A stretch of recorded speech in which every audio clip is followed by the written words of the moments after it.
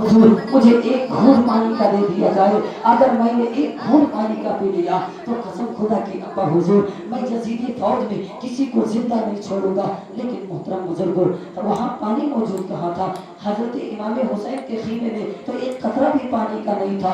इमाम अली मकाम ने अपने शहजादे को सीने से लगाया, लगाने के बाद तसल्ली देते हुए फरमाया, ऐ शहजादे सब्र करो, बड़ी जल्द तुम नाना चांद के पास जाने वाले हो, नाना चांद के हाथों से जामे कौसर पीने वाले हो, ऐ बेटा सब्र करो। उसके बाद इमाम अली मकाम ने अपनी अंगूठी को निकाला, निकालने के बाद आपने फरमाया, ऐ शहजादे इस अंगूठी को अपने मुंह में रख लो, अपने मुंह में रख लो। उसके बाद आप यहाँ से रवाना हो जाओ। हजरत इमाम अली अकबर को जब इमाम अली मकाम ने अंगूठी दिया, अब आप बताओ क्या अंगूठी को चूस करके हम अपनी प्यास बुझा सकते हैं? क्या हम अगर अपने मुंह में अंगूठी को रख ले तो क्या हमारी प्यास बुझ सकती है? हरगिज़ नहीं। इतनी जो है हम अंगूठी से अपनी प्यास को नहीं बुझा सकते। आखिरकार इमाम अली मकाम ने जब तसल्ली दी, ये हजरत इमाम अली अकबर को कुछ राहत महसूस होती है। आप फिर से घोड़े पर सवार होते हैं, घोड़े पर सवार हुए, फिर जो है मैदानी कारज़ार की तरफ रवाना हुए। आप फिर जब मैदानी कारज़ार की तरफ रवाना हुए, फिर पुकार कर कहते हैं, हल मुमारिस, हल में मुमारिस, है कोई जो मेरे मुकाबले में आए? तो इब्न साद क्या कहता है? इब्न साद कहता है, शीश पहलवान, एक पहलवान जिसका नाम शीश है, उससे इब्न साद कहता है, बड़ी शर्म की बात है, बड़ी जो है शर्म की बात है कि एक 18 साल का नौजवान तने तनहा है और तुम्हें एक बार जब ललकारा तुम उसके मुकाबले में नहीं गए, तो उसने दूसरी मरतबा ललकारा तब भी तुम उसके मुकाबले में नहीं गए, उसने 12 ललकारा, लेकिन तुम्हारे जो है लश्कर के अंदर किसी की जुर्रत नहीं हुई कि जो है वो जाकर के मुकाबला कर सके। मुझे शर्म आती है तुम्हारी बहादुरी की डींग मारने पर, तुम बड़े बड़े जो है फेंकते रहते हो और अपने बहादुरी के डंके बजवाते रहते हो, लेकिन आज मुझे तुम्हारी बहादुरी पर शर्म आ रही है।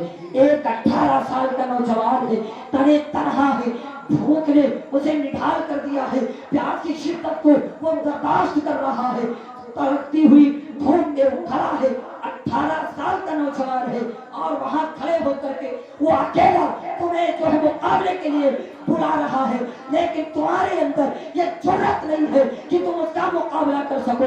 मुझे तो शर्म आती है। अगर ऐ पहलवान तेरे अंदर थोड़ी सी गैरत बाकी है तो जा और इमाम अली अकबर के सर को काट ला, मेरी बारगाह में पेश कर दे, मैं तुझे खुला जगह का जो है पानी बना दूंगा, तुझे गवर्नर बना दूंगा। अल्लाहु अकबर।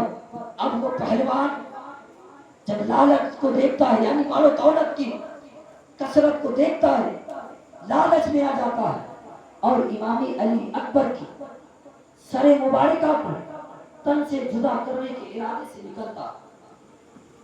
इमाम अली अकबर के मुकाबले में जब पहुंचा और उसने चाहा कि हजरत इमाम अली अकबर के ऊपर वो हमला करे, उसने तलवार निकाली, हजरत इमाम अली अकबर पर वार किया, लेकिन इमाम अली अकबर ने उसके वार को नाकाम करते हुए उसके पुष्ट पर ऐसा नेज़ा मारा, ऐसा नेज़ा मारा कि एक ही बार में वो वासिले जहन्नम।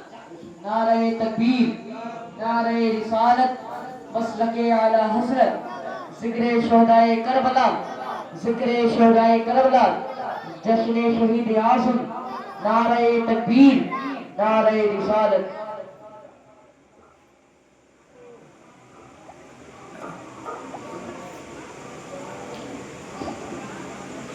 जब हजरत इमाम अली अकबर ने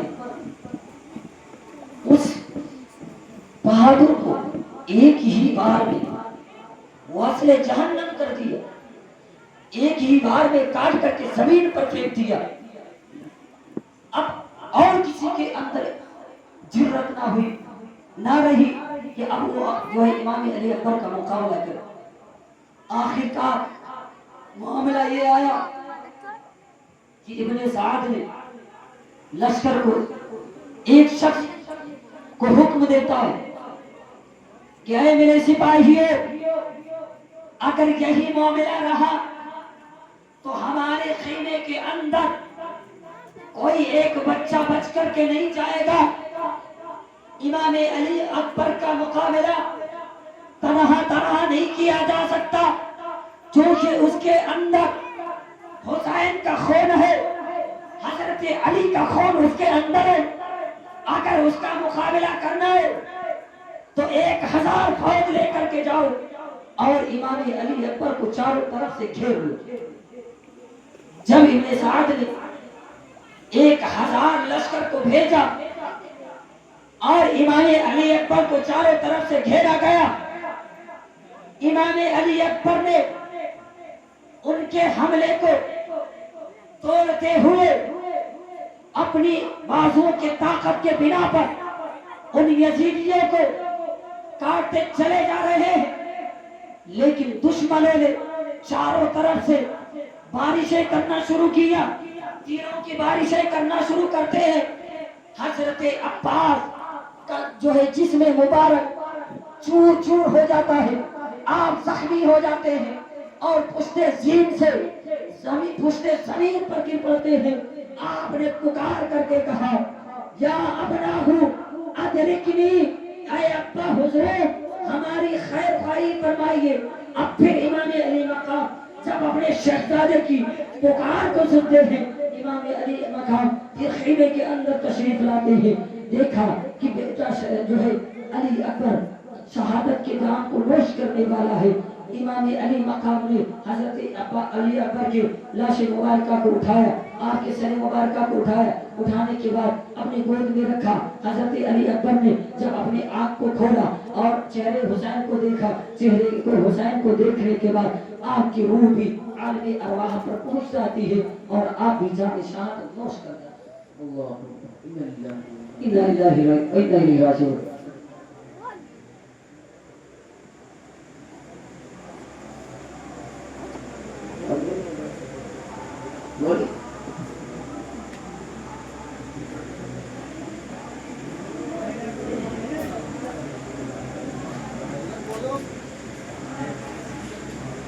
آخر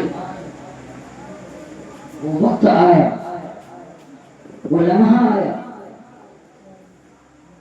وہ ساعت کی گھڑی آئی کہ حضرت امام علی اصغر کی شہادت کا وقت آن قریب آ گیا۔ سنو، امام علی مقام نے نبی کے دین کو بچانے کے لیے اپنے 18 سال کے نوجوان شہزادے سے لے کر 6 ماہ کے بچے کو وہی قربان کر دیا۔ حضرت امام علی اصغر جن کی عمر تقریباً حدیث مبارکہ کے اندر اور مختلف کتابوں کے اندر 6 ماہ کی بتائی جاتی ہے۔ اب اندازہ لگاؤ کہ 6 مہینے کا بچہ کتنا بڑا ہوگا۔ حضرت امام علی اصغر جو ابھی چھوٹے سے بچے، دودھ پیتے ہوئے بچے، آپ کی زبان خشک ہو جاتی، پیاس کی شدت آپ کو پریشان کر دیتی، آپ پیاس سے تڑپ رہے ہوتے۔ جب پیاس کی شدت کو ان کی ماں نے دیکھا، کوئی بھی ماں جب اپنے بچے کو کسی تکلیف میں دیکھتی تو اس سے برداشت نہیں ہوتی۔ جب شہربانوں نے اپنے بچے کو دیکھا کہ میرا 6 ماہ کا بچہ جس کی زبانیں پیاس سے باہر آ رہی ہے، جس کا حلق پانی سے سوکھ گیا ہے، وہ اپنے زبانوں کو پیاس کی شدت کی وجہ سے باہر نکالتا ہوا نظر آ رہا ہے۔ حضرت امام علی مقام کی جو زر محترمہ کی آنکھوں کو یہ دیکھا نہ گیا، آپ نے فوراً امام علی اصغر کو گود میں لیا۔ لینے کے بعد حضرت امام علی مقام کی بارگاہ میں پہنچ گئی اور عرض کیا، اے شوہر نامدار، اب مجھ سے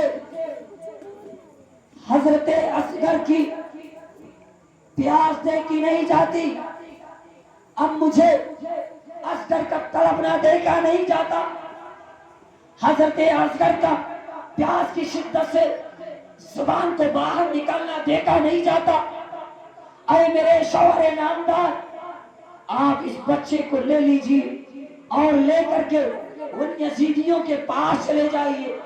ہو سکتا ہے وہ پتھر دل ہے، لیکن ہو سکتا ہے ان کے دل میں تھوڑی سی رحم آ جائے اور ایک قطرہ پانی کا دے دے، جس کی وجہ سے میرے 6 ماہ کے بچے کی جان۔ حضرت امام علی مقام، حضرت امام علی اصغر کو گود میں اٹھاتے، گود میں لینے کے بعد آپ یزیدی لشکر کی طرف روانہ ہو۔ غور کرنا، 6 ماہ کا بچہ ہے، پیاس کی شدت نے نڈال کر دیا ہے۔ امام علی مقام حضرت امام علی اصغر کو گودی میں لیتے ہیں، لینے کے بعد وہ یزیدیوں کے لشکر کے پاس پہنچ جاتے ہیں۔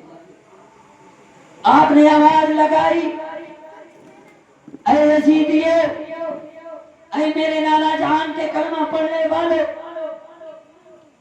تم نے میرے بھائی کو شہید کر دیا، تم نے میرے 18 سال نوجوان بیٹے کو تم نے شہید کر دیا، تم نے میرے بھانجوں کو شہید کر دیا، تم نے میرے بھتیجوں کو شہید کر دیا، لیکن اے یزیدیو، یہ میرے 6 ماہ کا بچہ ہے، اس کی حلق پانی سے سوکھ گئی ہے، پانی کی وجہ سے، پانی نہ ملنے کی وجہ سے اس کی زبانیں باہر آ رہی ہیں۔